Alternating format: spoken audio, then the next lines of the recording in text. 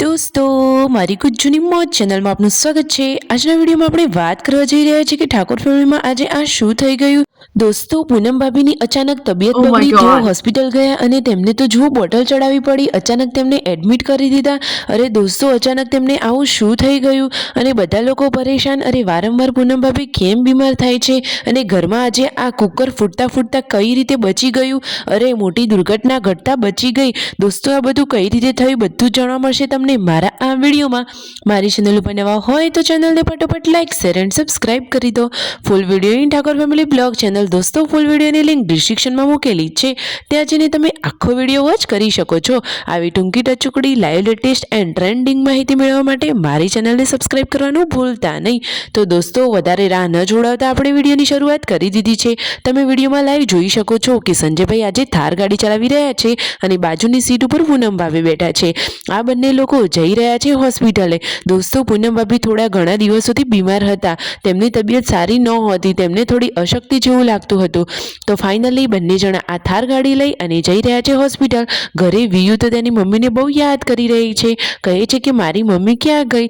તો રણજીતભાઈ એટલે કે તેના ભાભા તેને સરસ મજાનું રમાડી રહ્યા છે અને આ રહ્યા પૂનમ ભાભી કે જેઓ હાલ હવે હોસ્પિટલે પહોંચી ગયા છે।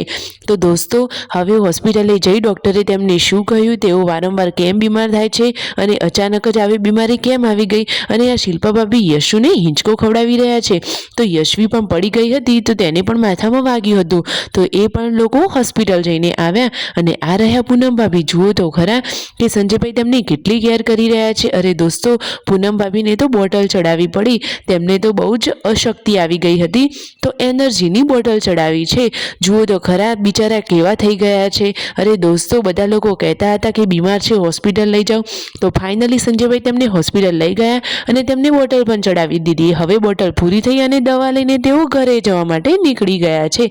હાલ હવે તેમની તબિયત સારી છે।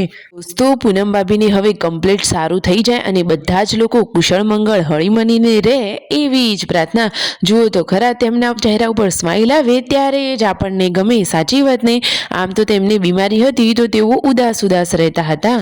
અને દોસ્તો, ઘરે આવતી વખતે તેમણે જેન્સુને સ્કૂલમાંથી પિકઅપ કરી લીધી, તો જેન્સુ આજે થાર ગાડીમાં ઘરે જશે।